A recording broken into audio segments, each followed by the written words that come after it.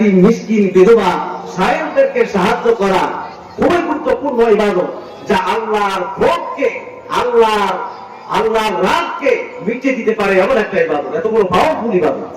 আমার বন্ধুগণ, ইসলাম তো শুধু নামাজ রোজার কথাই বলেনি। ইসলাম মানবতার সকল দুর্দশার দিকে লক্ষ্য রেখেছে।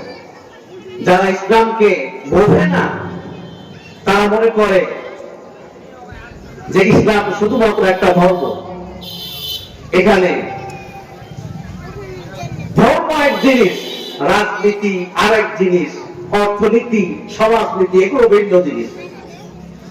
এরা বুঝতে চায় না আমাদের দেশটাকে এমন একটা দেশে পরিণত করা হয়েছে, আজকে মুসলমানদের নাই কোনো স্বাধীনতা, নাই কোনো আত্মমর্যাদা, অবস্থার সৃষ্টি হয়েছে।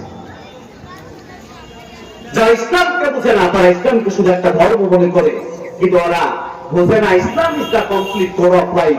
ইসলাম হচ্ছে মানব জীবনের সকল সমস্যার সমাধান। সুবহানাল্লাহ। এই শ্রেণীর লোকদের দাবি হলো ধর্ম এক জিনিস, রাজনীতি ভিন্ন জিনিস, অর্থনীতি আর এক জিনিস।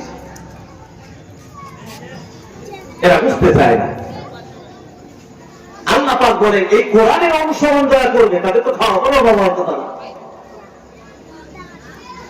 আল্লাহ পাকের রওজা বিশ্বাস হয় না। এই যে ওয়াদার মৌসুম চলে এসেছে সামনে, যত জনসভা হবে শুধু ওয়াদা আর ওয়াদা। এই নেতা জীবনে একদিন নামাজ পড়ে যায়, শুধু ওয়াদা দিবে। শিয়ালমারা গ্রামের কোন কাঁচা রাস্তা রাখবো না, সোনা দিয়া তৈরি করে দিবে। হয়েছে নাকি এরকম? সোনা দিয়ে রাস্তা কি হয়েছে? আমার বন্ধুগণ, আল্লাহ পাক বলেন فمن تبع هداي فلا خوف عليهم ولا هم يحزنون। এই কোরআনের আইন অনুসরণ যারা করবে, কোরআনের আইন অনুযায়ী যারা চলবে, দেশ চালাবে, সমাজ চালাবে, এর শাসন ভাগ যারা মেনে চলবে, আল্লাহ পাক বলেন এদের জন্য কোনো ভয় নাই, এদের জন্য কোনো চিন্তার কারণ নাই। কিসের ভয় নাই?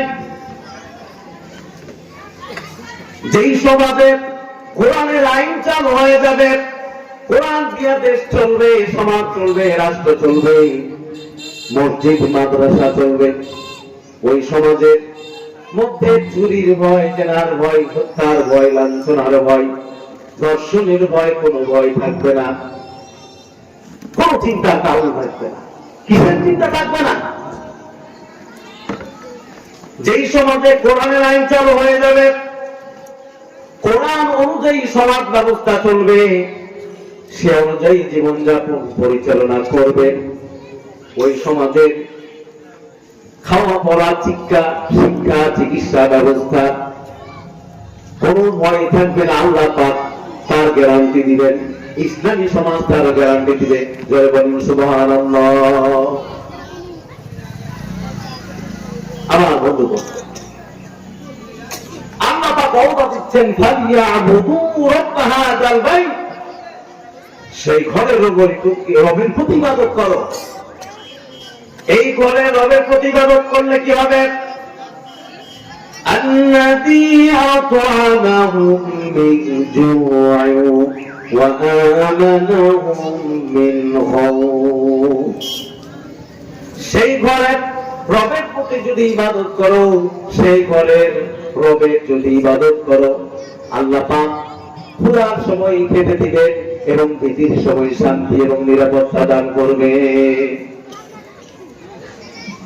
সেই ঘরের রবের প্রতি ইবাদত করো। আজকে আমরা যারা বলে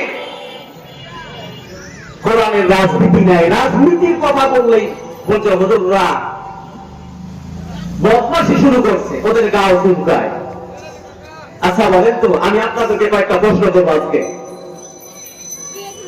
বঙ্গবন্ধু শেখ মুজিবুর রহমান উনি কি রাজনীতিবিদ না? কথা বলে, রাজনীতিবিদ না? প্রেসিডেন্ট জিয়াউর রহমান উনি কি রাজনীতিবিদ না?